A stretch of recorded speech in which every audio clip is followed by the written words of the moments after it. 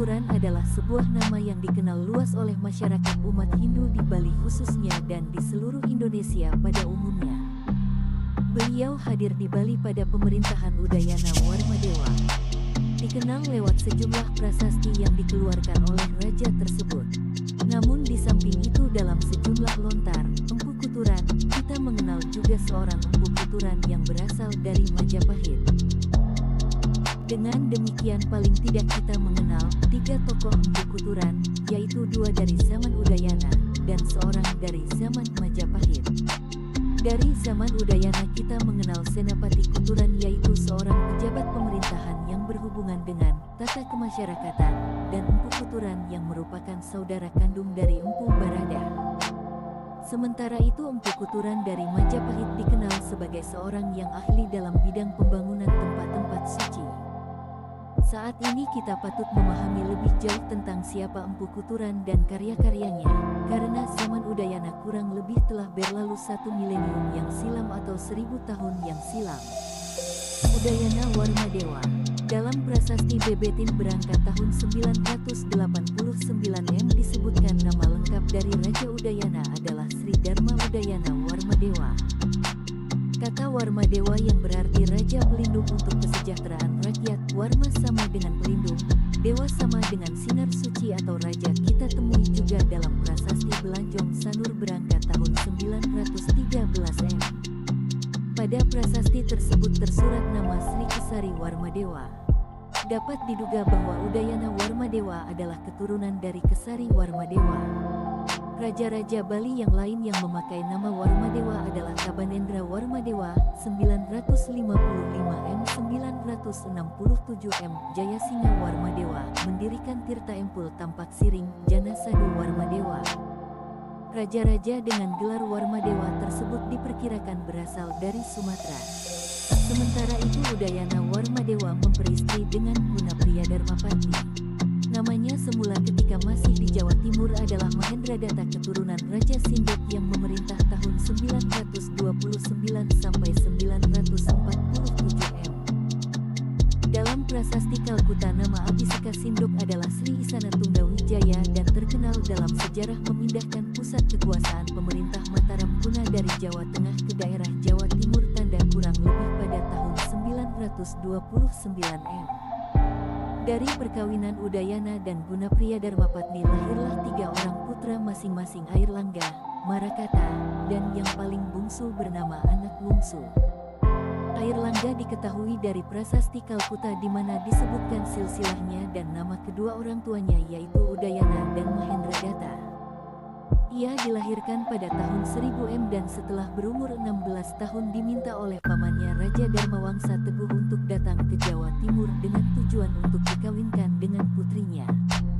Tentang Marakata yang tetap memerintah di Bali dapat diketahui dari prasasti Sembiran berangkat tahun 1023 dan tentang Raja Anak Wungsu yang memerintah dari tahun-tahun 1049 sampai tahun 1077 dapat diketahui dari sejumlah prasasti diantaranya prasasti Trunya.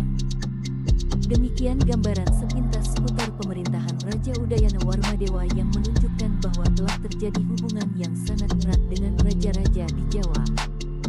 Malahan mulai saat pemerintahannya sejumlah prasasti Bali mulai memakai kata-kata Jawa kuna. Pada saat inilah diperkirakan datangnya Empu Kuturan dari Jawa. Namun apakah Empu Kuturan dari Jawa yang merupakan saudara kandung Empu Baradah adalah juga Senapati Kuturan yang menjabat sebagai salah satu senapati dalam pemerintahan Udayana? Senapati Kuturan. Dalam pemerintahan Udayana raja dibantu oleh suatu badan penasehat pusat. Dalam prasasti yang tertua 882 badan ini disebut dengan istilah Panglapuan, seperti Somahanda Senapati di Panglapuan. Belakangan penasehat pusat itu disebut dengan istilah Pakiran Kirani Jero Makabaihan yang beranggotakan a. beberapa orang senapati, b. beberapa pendeta Siwa dan Buddha. Dalam kaitannya dengan senapati tersebut antara lain kita dapatkan di dalam prasasti Serai. Dalam prasasti ini disuratkan, Senapati Sernayaka di Pasamaksa Palapnan maka Suprati Badang maka di Empungku Empu Sogata Maleswara Sarpua Dinganga Syumbul Dasenapati Pinatih Diah Mahogram, Dasenapati Dalam Bunuk Buncang, Dasenapati Urasaba Tuha Pradana, Dasenapati Kuturan Diah Kuting, Dasenapati Waranasi Tuha Gato, Dasenapati Maniringin Tuha Tabu, Samgat Tuhan Jawa, Tuha Maranjaya, Samgat Serkrangan Tuhan Naruh Sangat Adikarana Pura Tuha Tangun. Artinya, ditetapkan di dalam pertemuan dari Yang Mulia Senapati, Ser, Nayaka dalam persidangan lengkap dan juga dihadiri oleh Pendeta Siwa dan Buddha dan juga para pejabat Yang Mulia Senapati Pinatih yang bernama Diah Mohagra, Senapati Dalam Bunut bernama Tuha Buncang, Senapati Urasaba bernama Tuha Pradana, Senapati Kuturan bernama Diah Kuting, Senapati Waranasi bernama Tuha Gato, Senapati Maniringin bernama Tuha Tabu, Samgat Tuhan Jawa bernama Tuha Maranjaya, Samgat Serkerangan bernama Tuhan Naruh, Samgat Adikaranapura bernama Tuhan Tangun, Samgat Nayakan bernama Kalula Tuha Tangun. Dalam prasasti ini jelas kita menemui jabatan Senapati Kuturan yang dijabat oleh seseorang yang bernama Diah Kuting. Jabatan ini berderet dengan jabatan-jabatan lainnya yang ternyata juga berkaitan dengan kerja operasional seperti penentuan batas wilayah, wajib pajak, pembagian air dan sebagainya. Pertanyaan yang muncul adalah adakah jabatan Senapati Kuturan seperti itu dijabat oleh seorang empu Kuturan dengan nama lain Diah Kuting? Dang Acarya Kuturan. Dalam zaman Udayana agama tampak hidup dengan subur dan raja benar-benar menjaga tegaknya kehidupan beragama tersebut. Telah diketahui bahwa Guna Priya Dharmapatni Sang Permaisuri adalah pemuja Siwa, antara lain dengan mendirikan patung Durga Mahisa Asuramardini, Dewi Durga yang sangat cantik yang sampai sekarang dapat diketahui berada di buruan Gianyar. Prasasti dari zaman Udayana telah menunjukkan bahwa agama Siwa dan Buddha hidup berdampingan. Hal ini dapat diketahui pada tokoh yang berasal dari masing-masing agama disebutkan dalam prasasti sebagai Empu Kusewasogata, yang merupakan sebutan untuk pendeta Siwa dan Buddha. Dalam prasasti pendeta Siwa disebut sebagai Dang Acarya, sedangkan golongan pendeta Buddha disebut Dang Upatyaya. Umumnya pendeta Siwa lebih menonjol dan lebih banyak jumlahnya dibandingkan dengan pendeta Buddha. Adakah Empu Kuturan menjadi salah satu Dang Acarya atau Dang Upatyaya dari kerajaan pada waktu itu? Inilah pertanyaan penting berkait dengan posisi Empu Kuturan sebagai seorang pendeta atau rohaniawan. Empu Kuturan memang dikenal luas bersaudara kandung dengan Empu Barada. Empu Kuturan mempunyai satu-satunya putri bernama Diah Ratna Manggali yang kawin dengan putra Empu Baradah bernama Empu Bahula. Dari perkawinan ini lahirlah Empu Tantular yang selanjutnya menurunkan Dan Hyang Semaranata, Dan Hyang Kepakisan, yang masing-masing merupakan leluhur para Brahmana Wangsa dan Kesatria dalam di Bali. Empu Baradah yang agaknya menjadi Purohita Raja Airlangga di Jawa Timur, kedatangannya ke Bali disuratkan di dalam dua buah prasasti yang kini disimpan di Pura Batumadeg Besakih dan sebuah lagi di Pura Gaduh Sakti Desa Selat Karangasem. Kedua prasasti itu memuat bilangan tahun Candra Sangkala. Prasasti di Pura Batumadeg menunjuk tahun Candra Sangkala, Hiti Wateknawa Sangah Hapit Lawang, yang berarti tahun Saka 929 atau 1007 M. Hal ini memberi petunjuk kedatangan Empu Baradah yang pertama ke Bali ialah untuk menghadiri kemangkatan Guna Priya Dharmapatni pada tahun 1007 M, dan merupakan kelahiran anaknya yang terkecil yaitu anak bungsu. Kedatangan beliau yang kedua di Bali adalah utusan Raja Airlangga untuk menyarankan agar salah seorang putranya menjadi raja di Bali. Tetapi rencana ini agaknya ditolak, oleh karena itu Airlangga meminta Empu Baradah untuk membagi kerajaannya menjadi dua bagian yaitu Janggala dan Kadiri. Baik Empu Kuturan maupun Empu Baradah kini distanakan di Pura Silayukti Teluk Padang Karangasem. Tempat yang juga dikunjungi oleh Dang Hyang Nirarta ketika baru datang ke Bali, dan akhirnya beliau juga mendirikan pura di sekitar tempat itu. Dari uraian singkat di atas kita menemui seorang Empu Kuturan yang benar-benar adalah seorang tokoh agama yang datang ke Bali pada zaman Udayana, sementara adiknya Empu Baradah menjadi pendeta kerajaan di Kerajaan Airlangga yang juga putra Raja Udayana. MPU Kuturan dari Majapahit. Sejumlah lontar yang tersimpan dalam berbagai perpustakaan lontar di Bali menyuratkan bahwa Empu Kuturan berasal dari Majapahit atau Wilwatikta, datang ke Bali untuk mengajarkan tata cara membuat bangunan suci sekaligus untuk menghidupkan dan menyucikan bangunan tersebut.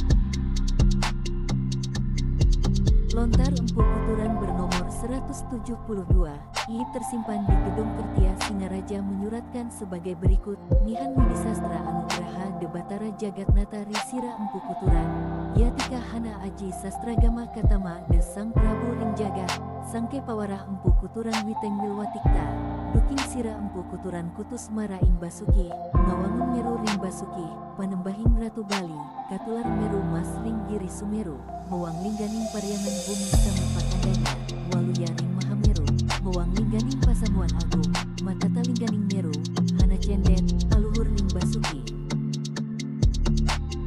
Artinya, inilah ajaran yang merupakan anugerah Sang Hyang Jagatnata kepada Empu Kuturan, yaitu ajaran sastra agama yang menjadi pegangan para raja dalam pemerintahannya. Lewat ajaran Empu Kuturan yang datang dari Wilwatikta atau Majapahit, ketika Empu Kuturan diutus datang ke Besaki, membangun Meru di Besaki yang menjadi sungsungan para raja di Bali, dengan mencontoh Meru Mas di Gunung Sumeru, serta segala bentuk parianan diuraikan tata cara membangunnya, sehingga seperti yang terdapat di Gunung Mahameru. Hal itu menyebabkan Meru-Meru tertata susunannya ada yang pendek namun ada juga yang tinggi, sebagaimana kita temui di Pura Besaki. Sementara itu dalam lontar Empu Kuturan nomor IIB 753 yang juga tersimpan di Gedung Kertia Singaraja yang berasal dari Desa Pagesangan Lombok Barat ada disuratkan, Nihan Ling Nira Empu Kuturan Ring Majapahit, Duk Angwanguna Meru Ring Besaki, Ramanya Yan Meru Tumpang 5, Tumpang 7, Tumpang 9, Tumpang 11, Ikang Mangkana Ana Padagingannya Inenah Mangkana, Nihang Patatannya Yan Matumpang 11, Ring dasarnya Mesi Pindah Prabot Manusa Mawadah Kawali Wajah, Tekaning Siap Mas Muang Selaka, Kacang Mas, Kacang Selaka, Tumpeng Mas, Tumpeng Selaka, Sampian Mas, Sampian Selaka, Panjeneng Mas, Panjeneng Selaka, Bebek Mas, Bebek Selaka. Ring dasar Pisan Badawang Mas, Badawang Selaka, Naga Mas, Naga Selaka, Pada Mamata Mirah, Teken Pripih Mas Selaka Tembaga, Jaum 4 Katih Mas Selaka Tembaga Wesi, Mewah Podi Mirah Wehnya Manut Wilaning Tumpang. Artinya, ini adalah ajaran Empu Kuturan yang berasal dari Majapahit, ketika beliau membangun Meru di Pura Besaki, mencakup Meru bertumpang 5, 7, 9, 11. Ada padagingan yang ditaruh di dalamnya. Tata caranya adalah sebagai berikut, kalau bertumpang 11, pada dasar Meru tersebut berisi berbagai simbol perabotan manusia dimasukkan di dalam kecupu, termasuk simbol ayam, terbuat dari emas dan perak, biji juga dalam bentuk emas dan perak, simbol gunung dari emas dan perak berbagai hiasan dari emas dan perak, serta itik juga dari emas dan perak. Di dasar Meru ditempatkan simbol penyu dari emas dan perak serta simbol naga dari emas dan perak bermata mirah, jarum 4 biji dari emas perak tembaga dan besi serta podi mirah jumlahnya menurut tumpang Meru tersebut. Demikianlah dalam lontar yang terakhir ini diuraikan dengan sangat detail berbagai bentuk upakara dalam rangka membangun tempat suci dan bangunan suci yang diwariskan dan dijadikan pedoman dalam membangun tempat suci sampai saat ini. Maka Empu Kuturan yang satu ini adalah seorang tokoh agama yang memiliki spesialisasi dalam bidang bangunan suci. Beliau hadir di Bali datang dari Majapahit selanjutnya membangun Meru-Meru yang ada di Pura Agung Besaki. Dengan demikian kita mengetahui 3 tokoh bernama Kuturan. Maka Empu Kuturan adalah sebuah misteri yang patut kita ketahui dengan benar. Sebuah nama yang begitu dikenal ternyata masih sebuah misteri. Dalam hal ini kita memerlukan para ahli sejarah untuk membantu kita membuka tabir misteri tersebut.